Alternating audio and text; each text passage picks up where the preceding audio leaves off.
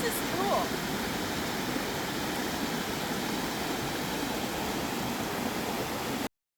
This is spring water. You can tell because it's springy. Now follow me. I show you the Flaming Geyser. It's bubbling.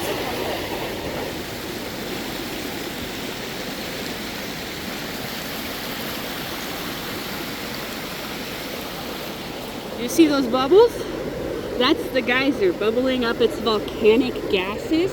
It smells like Yellowstone here, but this is just Flaming Geyser. This is what named the park.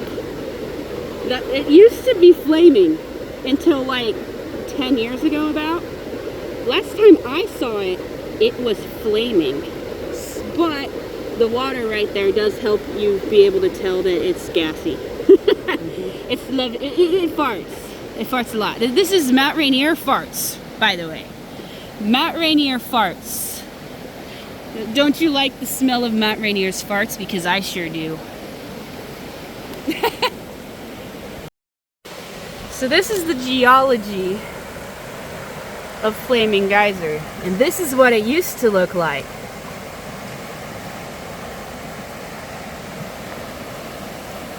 A unique coal seam, methane seep, forms from a focal point for Flaming Geyser.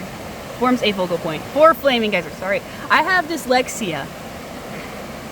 Which preserves a stretch of the free-flowing Green River, treasured for its recreational opportunities and salmon habitat. So, in 1911, Eugene Lawson drilled a test bore in the Flaming Geyser State Park, attempting to locate a coal seam. At 390 feet deep, he found a seam 6.5 feet thick, and then methane gas began releasing out of the hole as the drill depth passed 900 feet, on its way to a final depth of 1403 feet. Returning the drill hole a week later, he observed the gas and salt water bubbling furiously out of the hole. He ignited the gas and it burned with a flame from 5 inches to 3 feet in height, occasionally leaping up to 15 feet. The methane seep has depleted over time, and the flame sometimes blows out. It is usually easily relit, though, and serves as a reminder of the park's past. Flaming Geyser State Park lies within the traditional territories of Coast Salish indigenous people, whose present-day descendants include members of the Muckleshoot Indian tribe. The free-flowing Green River meanders through the parkland, providing habitat for salmon that forms the cultural foundation for the indigenous peoples. The area was developed as a private park in 1925, but it was closed in the 60s due to health violations. Okay, anyways, this is it, and this is what it looked like when it was at its peak. And this is what it looks like now. And it is literally methane, so I can say for a fact, Mt Rainier is farting on you.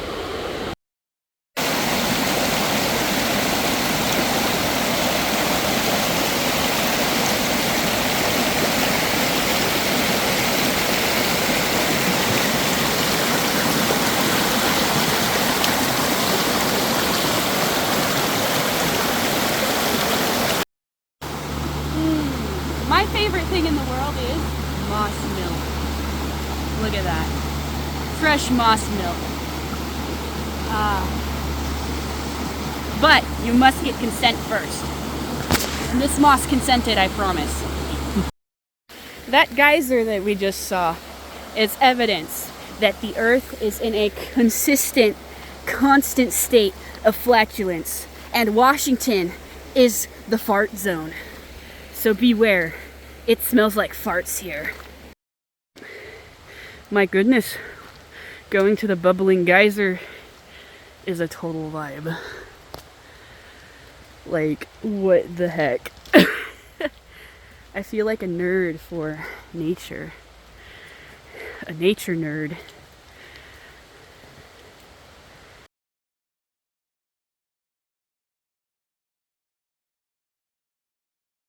I almost forgot. Last time I came up here, I was too nervous to get up that hill because I was afraid of panting. Because when I was a kid,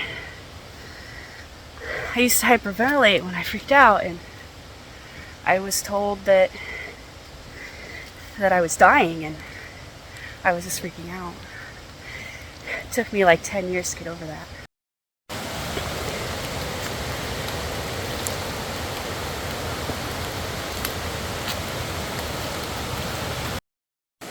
When I say I don't like heights, it's this type of heights where it's a trail and not. But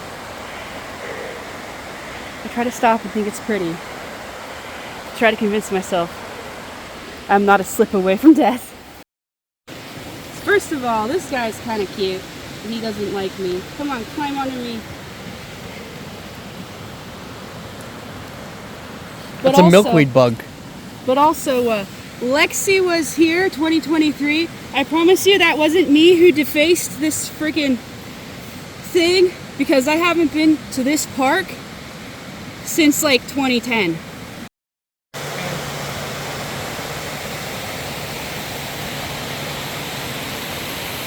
My goodness. I hate hiking down hills, but this makes it worth it. Okay, hear me out. I have a fear of wet stairs. I just went down this to this on super wet soil. My husband held my hand and encouraged me, but last time I was here I couldn't do that. So face your fears and you're gonna see this and whatever comes after. We're about to see the bubbling geyser at Flaming Geyser. Wow.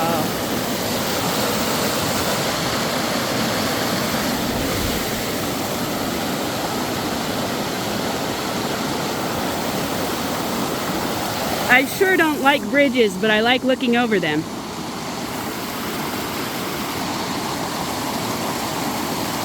Anyways, before I get freaked out, better continue. Oh, this is cool. This must be the geyser, because it's all sulfuric.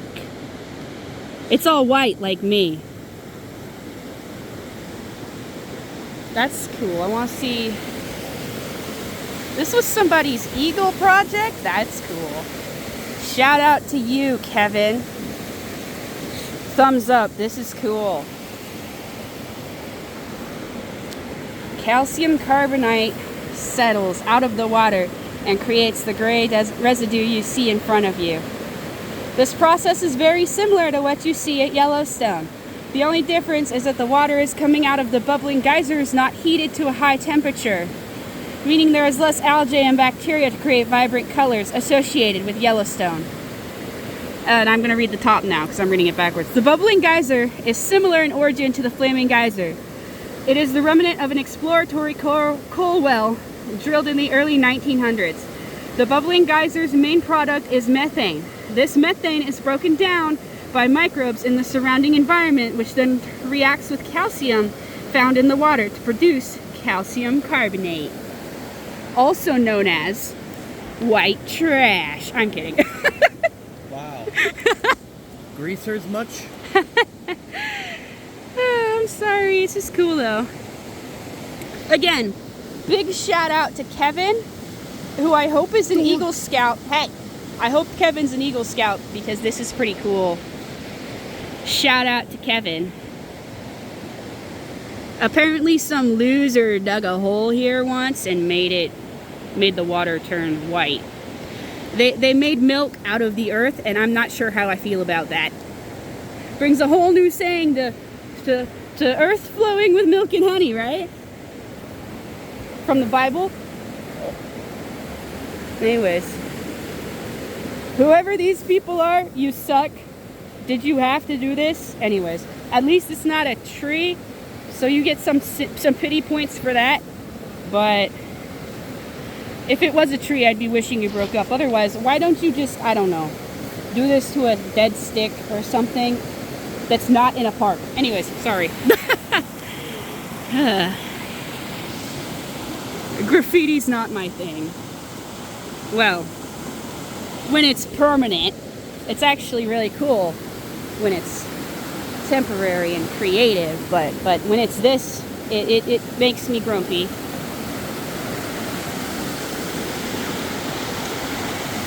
And I was told the bubbling geyser was a lot cooler than that. My dad must have really hyped it up because I turned around when I last came here. Maybe it was just more active at the time. It might have been. It might have been. I guess we're just too old now to see it bubbling. He said it was like actually like, oh, it's actually bubbling a little bit right now. It was. See? Yeah, I just saw some. It was doing that a lot more last time they were here. Wait a second. Bubble, please. Bubble for me. Me love you if you bubble for me. I think I'm rizzing the geyser. Bubble, bubble, bubble, baby. I think it's working. Can you splash me with your water? I don't know. Me, when I'm trying to have Riz, I turn Indian, okay? Because I don't need Riz. I got you. Anyways. It's kind of bubbling. It's weird to think that if you just dig into the ground out here near Mt Rainier, you're just gonna make a geyser. I guess it's better coming out here than coming out in Tacoma, where if Mt Rainier goes, it would just be a lahar. I'm glad that that's not the case. She's bubbling. By the way, this is the ground farting, but wet. So, I didn't fall. I'm actually serious, I didn't. I just don't mind getting a little bit dirty and leaning against logs and stuff that are wet.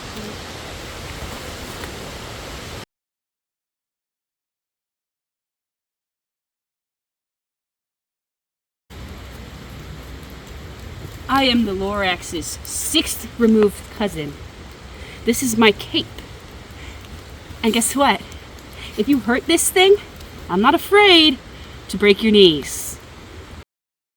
I'm not sure we're gonna get to the water today because I don't feel adequately prepared to walk through this.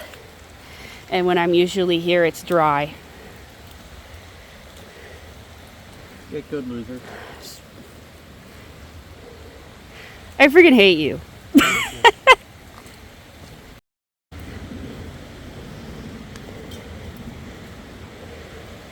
And it's a little foggy, so it's kind of neat. Look at my husband being a dork. I friggin' love him. At least he looks cool. So, remember what I said yesterday about rage? This is happiness and joy. And you throw it with a joy hug. Yeah? And the joy hug is me not falling in the river when I do this. Woo! Woo! And I'm going to be cool across this, yeah? Mm-hmm. Hear me out.